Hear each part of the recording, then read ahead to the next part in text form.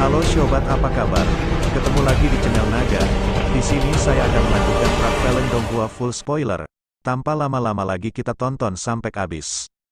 Xiao Yan dengan lembut menghela napas saat tatapannya dengan dingin menatap Fang Yan yang dengan cepat kehilangan nyawanya. Yang pertama memberi isyarat dengan tangannya dan cincin penyimpanan di jari yang terakhir dilepas sebelum akhirnya mendarat di tangan Xiao Yan. Fang Yan sudah meninggal, oleh karena itu, jejak spiritual yang ditempatkan pada cincin penyimpanan telah menghilang bersamanya. Kekuatan spiritual Xiao Yan tidak terhalang saat memasuki cincin penyimpanan itu. Dia membaliknya sebelum gulungan seperti api muncul di tangannya. Dia melirik gulungan yang memiliki 3 kata besar yang mencolok, keterampilan penciptaan api. Xiao Yan menghela nafas lega setelah melihat Flame Creation Skill ini mendarat di tangannya. Dia secara acak melemparkan mayat Fang Yan yang didinginkan ke tanah sebelum menyimpan gulungan itu ke dalam cincin penyimpanannya. Setelah pertempuran sebelumnya, minat Xiao Yan terhadap apa yang disebut keterampilan penciptaan api ini telah meningkat. Nama teknik Do ini tidak istimewa. Faktanya, hal itu agak terlalu membosankan dan biasa. Xiao Yan pernah melihat beberapa teknik Do yang memiliki nama serupa di masa lalu. Namun, jika seseorang membandingkan manfaatnya, keterampilan penciptaan api dari lembah api iblis ini jelas lebih unggul. Api surgawi, buatan manusia mungkin tidak sebanding dengan api surgawi yang asli. Namun, itu jauh lebih kuat dari api biasa. Tentu saja, hal yang paling didambakan Xiao Yan bukanlah api buatan manusia ini. Sebaliknya, itu adalah kontrol api yang diberikan oleh keterampilan penciptaan api ini. Setelah pertempuran besar dengan kelompok Fang Yan sebelumnya, Xiao Yan tahu bahwa kekuatan spiritual ketiganya tidak terlalu kuat. Namun, mereka mampu mengendalikan Life Transforming Flame, hingga diaglomerasi dan membentuk Starfire Phoenix. Tingkat kendali ini jelas merupakan keuntungan dari Flame Creation Skill. Oleh karena itu, jika Xiao Yan mempraktikkan teknik Do ini, tingkat kendalinya terhadap api surgawi, kemungkinan besar akan meningkat pesat. Setelah menghabisi kelompok 3 orang Fang Yan dengan kecepatan tertinggi, tatapan Xiao Yan beralih ke medan pertempuran lain di langit. Suara teredam yang dalam muncul di langit saat dia mulai melihat sekeliling, sehingga menarik perhatian Xiao Yan. Bang, tempat di mana suara ledakan energi ditransmisikan adalah medan pertempuran di mana Ziyan berada. Pada saat ini, dia tampak sedikit menderita di bawah serangan gabungan Moya dan Qisan. Meski kekuatannya menakutkan, Moya sepertinya mempraktikkan keterampilan pengurang kekuatan yang secara khusus menargetkan kekerasan semacam ini. Setiap kali kekuatannya dihilangkan, Ziyan akan merasakan semacam perasaan tertekan seolah-olah tinjunya mengenai kapas. Orang tua yang licik, Qisan, kemudian akan mengambil kesempatan untuk melancarkan serangan.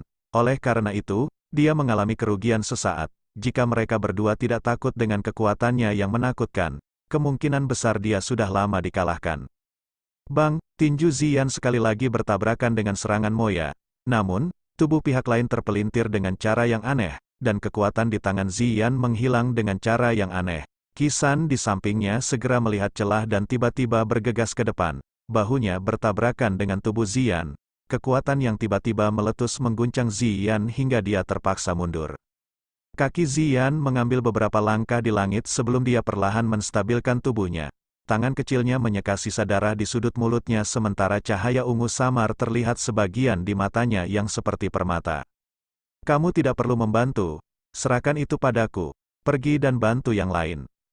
Ziyan tiba-tiba menoleh setelah menstabilkan tubuhnya, dia dengan lembut berbicara kepada Xiao Yan yang bergegas mendekat. Saat ini, wajah kecilnya tidak lagi menunjukkan senyuman biasanya, sebaliknya, itu adalah keseriusan dan keras kepala yang tersembunyi jauh di dalam tulangnya. Xiao Yan kaget saat mendengar kata-kata Ziyan. Tatapannya dengan hati-hati menyapu wajah pembuatnya. Saat ini, dia tidak lagi tampak seperti gadis muda yang lembut seperti biasanya. Sebaliknya, dia tampak lebih seperti raja binatang buas yang marah yang berencana berusaha sekuat tenaga untuk mempertahankan kebanggaan pada tulangnya. Ya, Xiao Yan tidak menolak kata-kata Ziyan kali ini. Dia mengangguk sedikit sebelum perlahan mundur. Dia jelas menyadari bahwa energi menakutkan tersembunyi di dalam diri gadis kecil ini. Jika energi itu meletus, Ziyan bahkan akan mampu bertarung dengan elit Douzong. Setelah mendengar perkataan Ziyan, Moya dan Qisan akhirnya mengetahui bahwa Xiao Yan telah membunuh ketiga tetua dari lembah api iblis. Wajah mereka segera berubah. Salah satu dari orang-orang itu memiliki setengah kaki di kelas Douzong dan dua lainnya adalah ahli yang berada di dekat puncak kelas Douhuang. Bagaimana mungkin Xiao Yan bisa mencapai hal ini dengan kekuatannya yang tampaknya setara dengan Douhuang bintang 4? Moya dan Kisan saling bertukar pandang karena terkejut. Ada rasa takut yang masih melekat dalam diri mereka, beruntung mereka tidak menghadapi orang yang begitu menakutkan terlebih dahulu. Setelah mengalami bencana hidup dan mati, bukan saja Han Feng tidak kehilangan nyawanya, namun kekuatannya malah melonjak hingga sebanding dengan senior Douzong seperti Mo Tianxing. Oleh karena itu, penatua pertama Su Qian dirugikan dalam pertarungannya dengan Han Feng. Namun, tidak ada risiko terlalu besar yang terjadi. Meskipun Han Feng lebih kuat darinya, mustahil bagi Han Feng untuk membunuhnya kecuali Han Feng membayar mahal. Jika seseorang tidak mempertaruhkan nyawanya dan terlibat dalam pertarungan hidup dan mati dalam pertarungan antara Douzong, pertarungan seperti itu akan bisa bertahan sangat lama.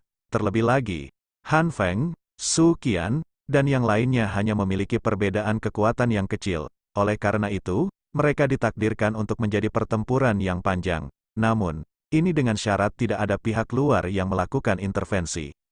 Orang ini, sepertinya aula jiwa telah memberinya cukup banyak bantuan.